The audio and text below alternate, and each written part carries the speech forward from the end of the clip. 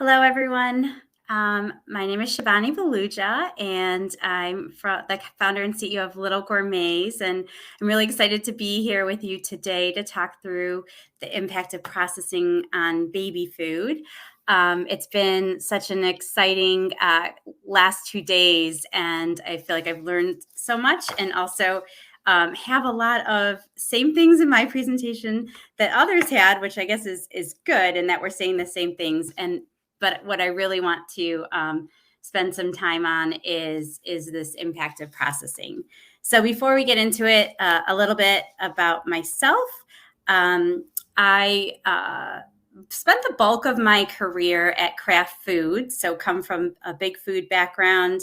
I was there for a little over a decade, first on a brand and then mostly in mergers and acquisitions. Prior to that, I had finance background and University of Michigan alum. But I think my experience at Kraft and just my upbringing really led me to launch Lil'gourmets, and so I'll go through with that a little bit more. So during our time today, I want to take you through just briefly the motivation behind Lil'gourmets and what led me to start it. Talk through the benefits of the first foods. Much of this you've already heard, so I won't be too repetitive, but then really get into this impact of processing and how does that processing impact the benefits that we're trying to bring through these first foods. So first, the birth of Lil'gourmets. So I like to say I never intended on being an entrepreneur. I was happily working at Kraft Foods and a challenging career in strategy. But at the same time, I was struggling to get pregnant. And so I went through a number of years of infertility treatments. And during that time, started seeing an acupuncturist and a nutritionist. And with her guidance, I really cleaned up my diet and started becoming more knowledgeable about the impact that our food has on us. And so in cleaning up my diet and eliminating all processed foods, I felt a lot better and eventually had my son here on the right, Jaden. And so I was still working at Kraft Foods at that time. So as Jaden became and approached that 6 months age and starting solids, I just assumed that I would use the prepared options on the market. I was a busy working mom. I traveled, I commuted. But the first time that I went to feed him a jar of prepared baby food, I was really struck by the irony. The carrots that I had, they didn't look like carrots. They didn't smell like carrots. And when I tasted them, they didn't taste like carrots. And so the irony hit me that I had essentially eliminated all processed foods from my diet. And here I was about to feed it to my 6-month-old.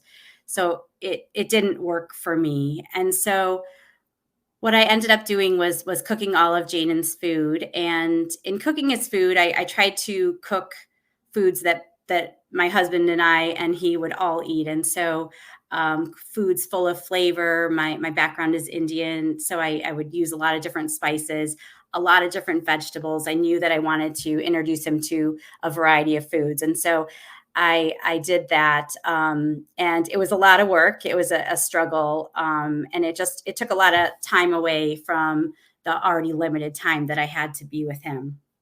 But as Jaden became a toddler, I was struck by how differently he ate than other kids his age. At first, I thought he was a picky toddler because he wouldn't really eat the foods at his daycare. But as I learned more and more, I realized he actually he hated bland food, and the food there was too bland for him. And he loved vegetables. He loved really flavorful food. And if it wasn't worth eating, then he just preferred to not eat. And so I found this to be really interesting. And so I started doing more medical research and found that what I was experiencing was not unique. And from what we've heard from so many of the presenters so far in the conference, there's a really high correlation between our first foods and our future eating habits. And we had this window of opportunity in infancy to expose them to these tastes, these flavors, these textures. And if we did that, we really could help them become healthy eaters for life. So in seeing that, and then with my strategy background at Kraft, I really took a hard look at the baby food industry. And what I found there was, I think a lot of what we've talked about, that a lot of the food was very heavy in fruit. It didn't have the vegetables that we really wanted to be introducing kids to. And so I decided to, after a couple of years of thinking about it, I decided to launch Lil'gourmets. And so we're different than I think a lot of the companies that have presented, because we're actually focused on the grocery store and being an option for parents there. And so we have a pretty limited portfolio, 6 flavors here, but they all deliver over a serving of vegetables and really unique recipes. And then how we vary from most of the options in the grocery store is we are minimally processed and refrigerated. And so with that, you see, even though we're a puree, we've got the texture of a hummus. And so really trying to give parents a convenient option that tastes like something they would make in their kitchen. And so, our mission really is to help develop that love of vegetables, cultivated curiosity of the world by introducing babies to global flavors, and then for parents be a tool to really supplement their home cooking. So I believe in home cooking. Our kids need to learn to love our cooking if they're going to suffer through it or enjoy it, however, based on our talents, however we are for the next, as they're growing up at home. So we try to play that role of, you need a break. You don't have to cook 3 meals a day. Use us for when you can. So to get into some of the research that we were based on, I think we've heard this about just that window of opportunity, and it's becoming better and better known, which is a great thing. I think there's still a lot more work to do on it. And so, some of the research that Lil'gourmets is based on comes from our pediatric advisor here, Dr. Rupa Mahadevan. And I just want to go through kind of her 4 key points. Much of it's been touched on, but some of it has not. So this repeated exposure, Jennifer just went through this, we really have to kind of continually introduce kids to these flavors. It's not a one and done. And then really modeling by us eating healthy foods as parents, it really helps foster that positive food environment. We want to encourage self-exploration. We want them to let them get messy with food, feel it, the texture, kind of pick at it themselves, try to feed themselves. It's definitely, as a mom, a messy experience, but I think so good for them. One of the most interesting things that I found that Rupa has shown me is, it's not just introducing our kids to vegetables and then they'll love that one vegetable.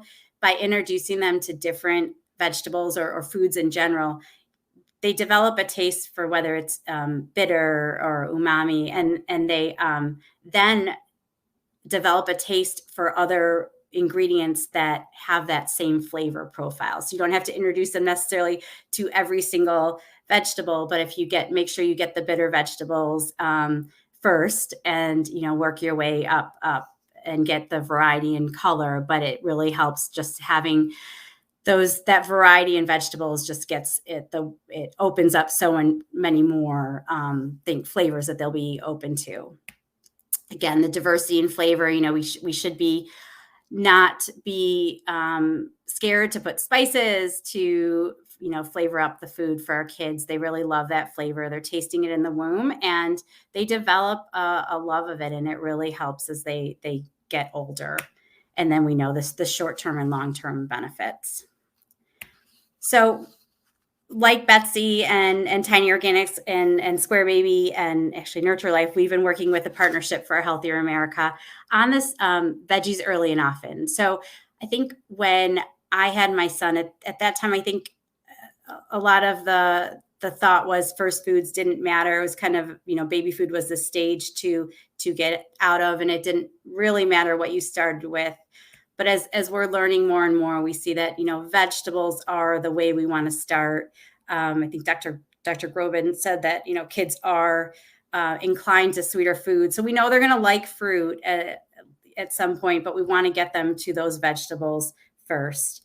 And really, for this flavor training to work, the vegetables shouldn't be masked. The vegetables need to taste like the underlying vegetable.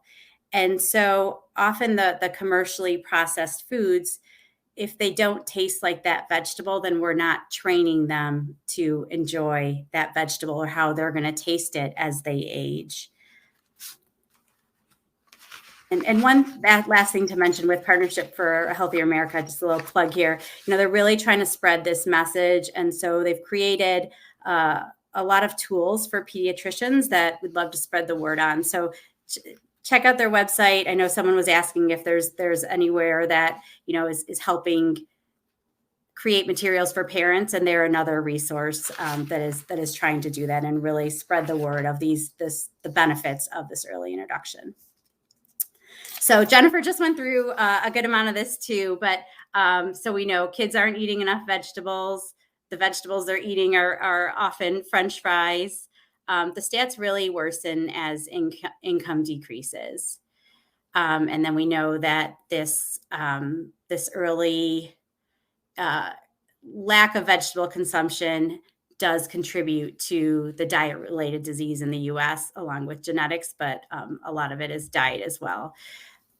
I found this to be really interesting. This was in a Partnership for a Healthier America webinar, and Dr. Darius Mosafarian at Tufts, who Betsy mentioned, he pointed out that for every $1 we spend on food, the economy loses $2 in health issues and lost productivity, in environmental issues. So we're spending 1.1 trillion in the U.S. on food, and we're losing 2.1 trillion in related causes because of the poor food in our system.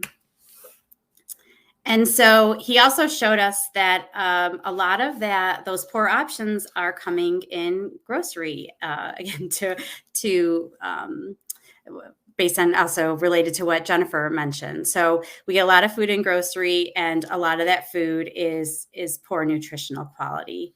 And so I do think, and I agree with Jennifer, that the food industry needs to do better. And, as a former Kraft Foods alum, I saw that the food industry needed to do better for babies, and that really led to my launch of Lil'gourmets. So to wrap up this section before I get into the processing, I think the key things I would love for you to take away are these first and early foods. They're here to provide the essential nutrients that our babies need, but also to expose them to tastes and textures and a variety to help them develop palates that will accept these flavors and love these flavors early on. And we know there's a significant improvement in the chance of acceptance and the reduction of picky eating later in life. So the flavor training lasts through life. We know that flavor window starts to narrow as kids age. It also say for flavor training to work, we've heard the process is not one and done. We have to repeat it. And importantly, we don't want to just hide vegetables. I know as a parent, it's something we everything's in moderation. We sometimes have to hide our vegetables to get them to eat more. But I think as a baby, we really want them to taste those flavors. And if from those first foods, they're not tasting the vegetable, or it's masked in a bunch of fruit, we're not, I think, doing our job to help them set them up as kids who will accept and hopefully love vegetables. And this might seem obvious, but a vegetable needs to taste like a vegetable. The fruit needs to taste like a fruit. And so I'll get into the next part of my presentation that tries to distill, are we doing that based on the processing that we do to get onto the grocery store shelves? So when I first was looking at launching, I assumed that the food needed to be shelf stable. This was 2015. I didn't know of any other options in grocery. And so I worked with my R&D advisors, and we really just kind of combed through not just baby foods, but everything that was kind of vegetable heavy to see what process could we hone in on that would allow us to get a more natural taste, get the flavors that I wanted to get across, to get it to actually come across. And we came away with the decision that a shelf stable processing method wasn't going to get us there. It wasn't going to get us to a product that delivered the benefits that we were looking to deliver. And so we came across an option called HPP, or high pressure pasteurization, which I know a few of the brands here use. And so with that, we found a way that we could deliver a shelf life that we needed to get onto grocery store shelves, but then also less of a impact to the underlying ingredients so that they actually could taste more like nature intended. So as we get into the processing methods, these are the most common ones in shelf stable, retort, and aseptic. There's a whole host of other methods, but these in baby food are the most common. There's HPP that I mentioned, and then frozen. I think there's a variety of methods in frozen. I'm not going to spend much time on frozen today. I think the benefits of frozen are well known in the industry. We know we pick the produce at the ripe of the peak of ripeness, and we're able to freeze it to maintain that nutrient density. And I think any degradation that might happen in nutrients and taste is really dependent on the cooking process that happens before freezing. And so that really varies company to company. But I really want to spend some time on shelf stable versus refrigerated. So this is quite a chart that I'll try to walk through here. And you'll see me consulting my notes because my R&D advisor heavily helped with these slides. I should say she authored most of these. So with HPP, we blanch and blend the produce. So there is a heat process there. You can see at the top, I've got this heat chart. So blue meaning the least heat, and we go up to red to try to just show in the different steps how much heat are we applying to these foods. So with HPP, there's minimal, medium in the blanching and blending. We then take the frozen ingredients. Generally, I would say these are illustrative. So we generally thaw the ingredients just from frozen into refrigerator, let them thaw naturally. You mix and blend the cups, and you fill the cups or pouches. And so there's no heat. It's done in a cold chamber. The rooms that we produce in are 40 degrees or below Fahrenheit. And so there's really, it's all done in a cold environment. And so when you package it too, essentially what HPP does is it takes your package, and I can't see what you guys are seeing, but essentially it takes the package and takes the whole thing and puts it into a water chamber, and through cold pressure pasteurizes the product inside. So again, minimal heat there with HPP. With aseptic, we take the produce and we blanch and blend it, but then to allow for ambient storage and transportation, we have a step of heat processing there that does get to an extreme temperature. Then in terms of filling the product, or we mix the ingredients, and then we have to heat the ingredients again and make sure that coldest spot gets to 200 up to, it's all dependent on what the underlying ingredient is, but gets to a 284 Fahrenheit for at least 30 seconds.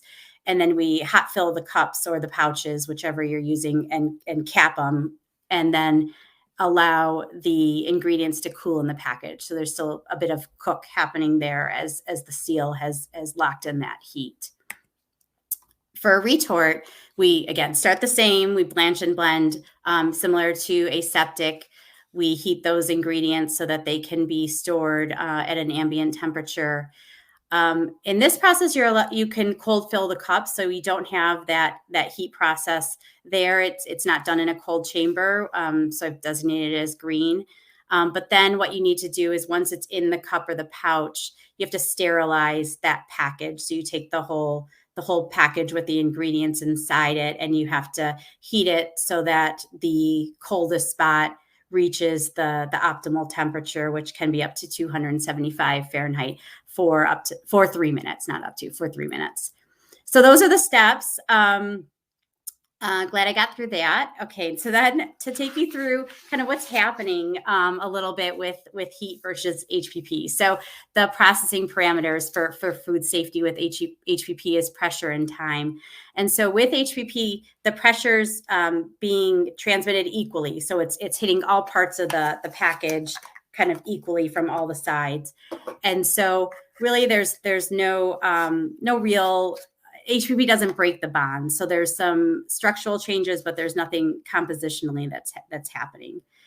But with heat, we've got this slow transmission, and so it goes the bottom up. And so with that heat, we're breaking some of the bonds. And some of this is good, right? When we roast food, we're breaking the bonds when we're grilling food. So it gives us the flavors that we really want in some of the food. But for shelf stable foods, it's maybe, I'd say, in my opinion, a bit overdone because you're not getting that taste that you do when you're cooking in your kitchen. So what are some of the impacts? So some of it is on color and texture. And so looking at a couple of the HPP baby foods. So Once Upon a Farm here got some comparisons of, the texture of the food that's gone through shelf stable processing versus HPP, and the color.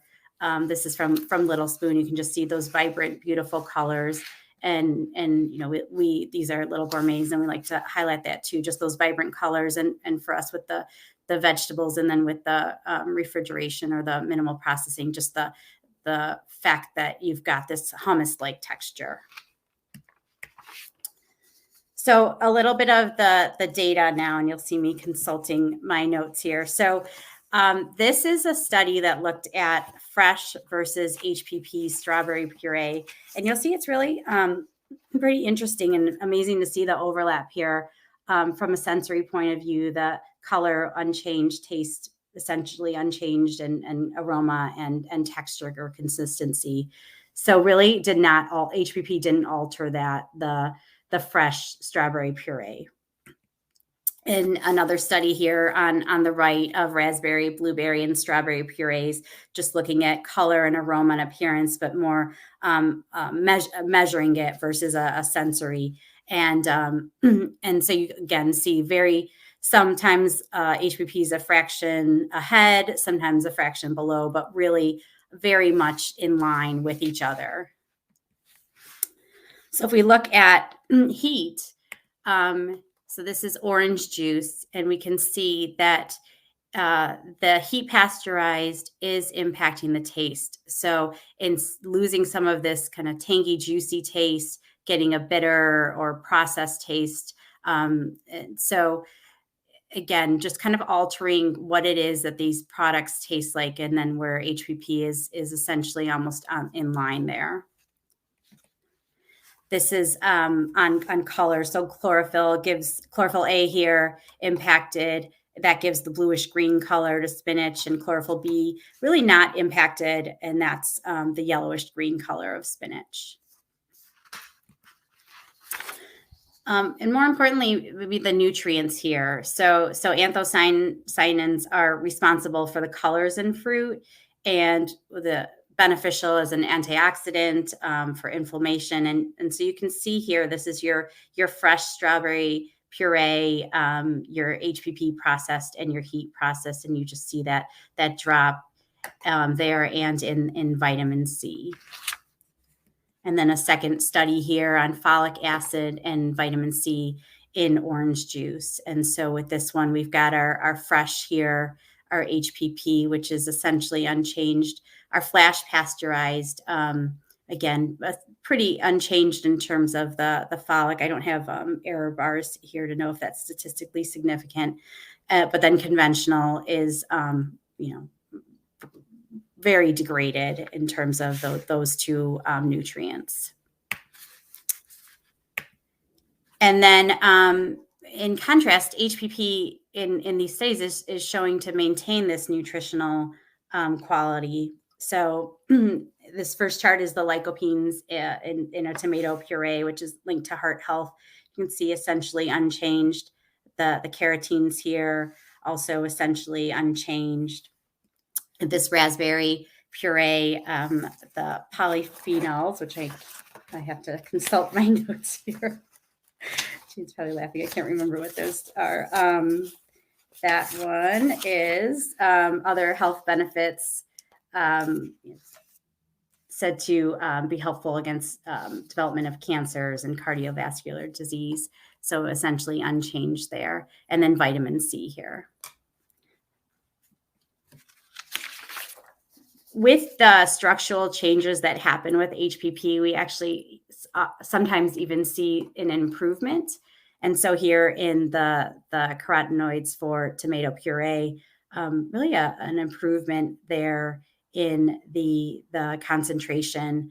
The carrot puree actually showed an improvement in both HPP and heat versus the fresh option. And then a few more examples here of improvement in pumpkin puree, nectarine puree, and of avocado puree. And so these are both the carotenoids are both for color as well as for nutrition. So some of the carotenoids convert to beta carotene, which converts to vitamin A. So with that, I'd say food is complex. There's a lot of variables that contribute to these. So it's hard to say there's a one size fits all. Even in the processing, the variables are dependent on the ingredients. But what we are seeing is there is a lot of validation for the impact of processing. And so there's sorry, my kids' school. Texture, flavor, retention. Hopefully I don't have to answer that. And then with heating and cooling, the shorter the process, the better. And so some of the heat processes do have a shorter process. The texture, taste held better with HPP.